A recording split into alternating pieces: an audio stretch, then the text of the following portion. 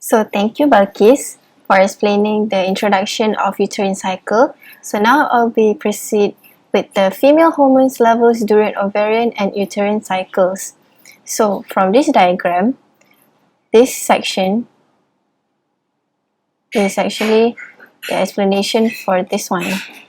So during follicular phase, FSH promotes maturation of follicles in ovarian cycle. So it will cause proliferative phase, which is ovarian follicle increase levels of estrogen and cause endometrium to thicken. As you can see, the endometrium starts to thicken from this phase, proliferative phase, and then from day 1 to until day 13, and then from day 13 until day 30, day 13 until day 25, the luteal phase occur, which LH, luteinizing hormones, promotes development of corpus luteum. This is corpus luteum, and this will cause secretory phase in the endometrium wall, which then increase the levels of progesterone. The progesterone is the red line in this diagram. So from this diagram, we can actually read and we can explain what is happening inside this diagram if we look closely, and we can understand it. So lastly, menstruation and proliferative phase begins when progesterone levels declines to low level. As you can see, it declines. So then this phase will return back to day 1. Next, I will explain about phases of uterine cycle. So, uterine cycle from day 1 until day 5 is the menstrual phase, where there is a low level of sex hormone which cause the endometrium to disintegrate and blood vessels will rupture. So that's why menstruation occur. That's when darah kotor akan keluar daripada uterus. That is menstruation. Next, from day 6 until day 13 is the proliferative phase, where the increased production of estrogen, as you can see here, estrogen by these ovary follicles cause endometrium to thicken and become vascular and glandular. Vascular means it becomes more thickened, and the increase in blood vessels, as you can see. Next, in day 14, ovulation occur. Ovulation occur when the Graafian follicle already matured and it release the oocyte from the Graafian follicle. And then from day 15 until day 28 is the secretory phase, where increased production of progesterone by corpus luteum, by corpus luteum will cause endometrium to double in thickness and the uterine gland to mature, producing a thick mucus secretion. So this thick mucus secretion is actually helping in developing embryo. If there is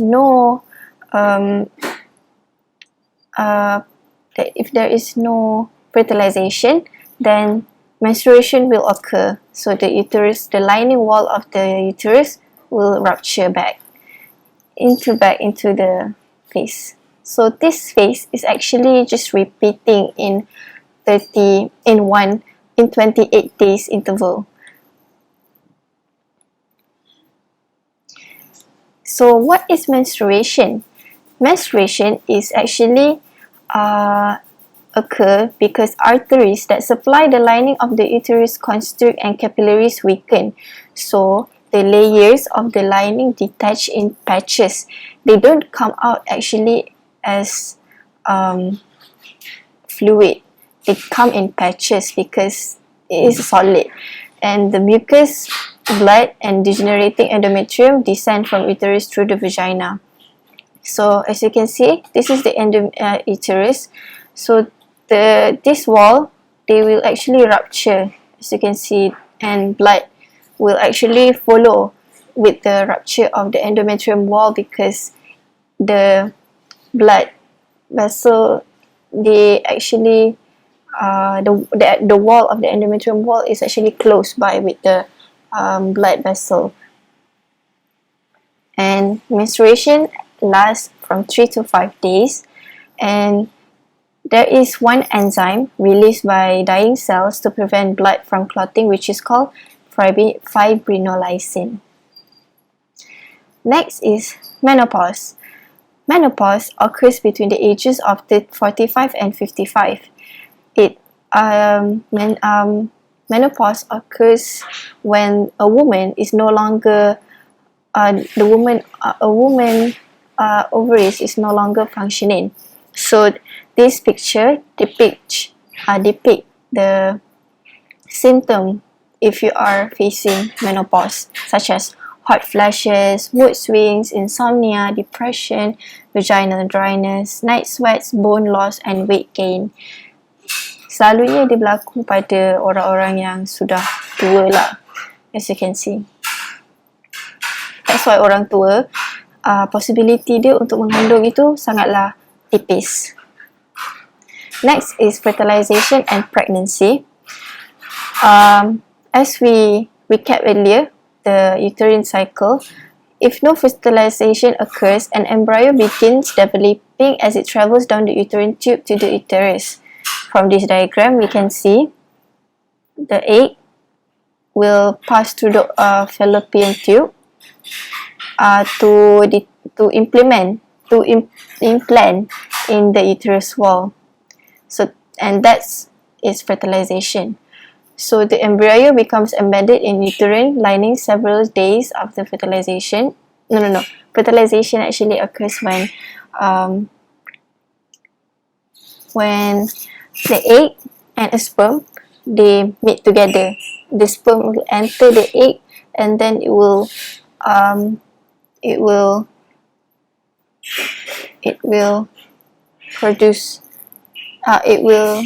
develop, becoming blastocyst, and actually becoming embryo at last when it will be embedded in the uterine wall.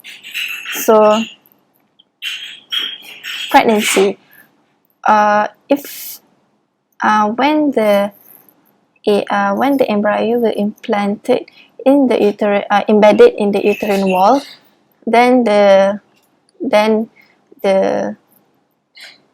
embryo will then develop into fetus. So the fetus is actually protected by placenta.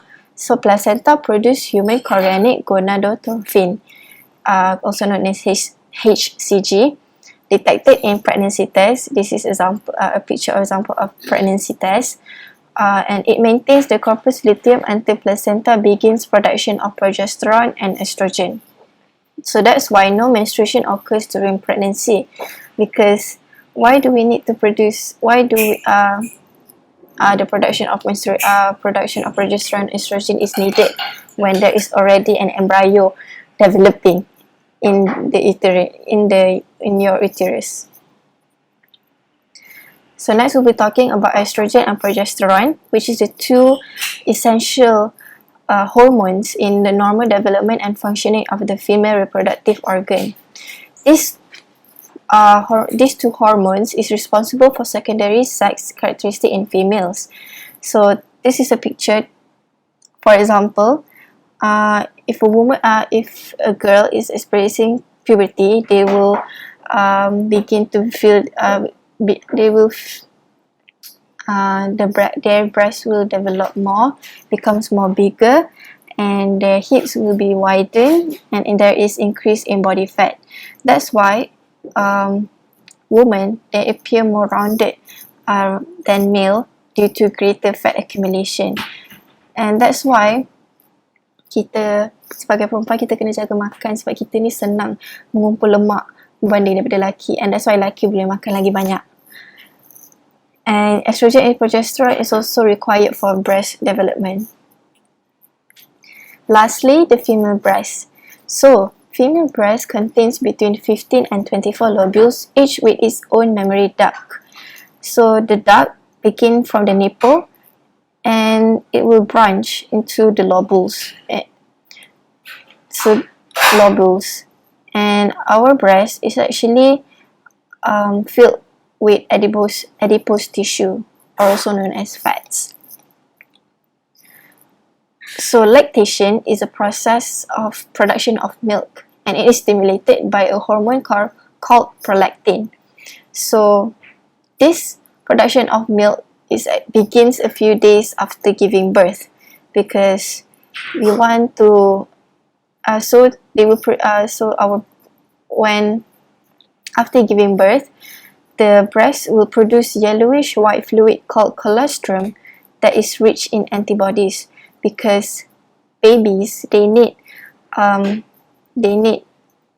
to strengthen their immune system. So so their mother will give them breast milk to provide to their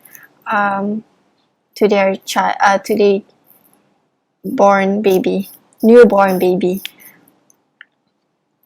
Besides that, actually female breast there's also a cancer that is called breast cancer, and this is a trivia.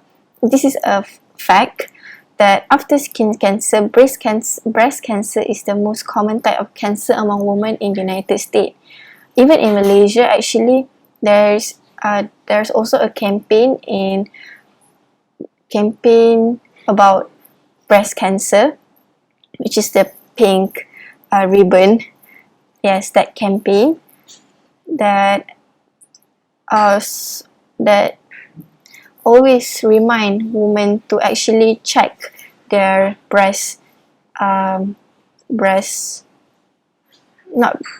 their condition of breast to know if there is any lump or irregularities. If we can actually do a self checkup on our breast to determine whether we have these abnormalities, or we can go to any hospital, private or public hospital, to take mammograms. And this is the diagram of taking mammogram. So this is an X-ray that will be flashed into just underneath your it will be. So we know that X-ray can penetrate skin, so they will penetrate our breast to detect any cancer cells.